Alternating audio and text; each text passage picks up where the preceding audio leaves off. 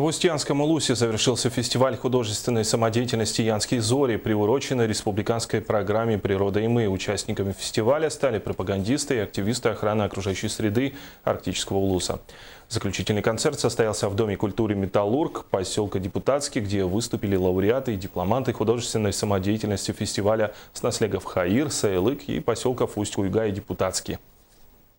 Своим активным участием в проведении экологического фестиваля «Янские зори» жители нашего района показали свое неравнодушное отношение к своей природной среде. И особенно отрадно, что в данном мероприятии активное участие принимали помимо различных слоев жизни молодежь и подрастающее поколение.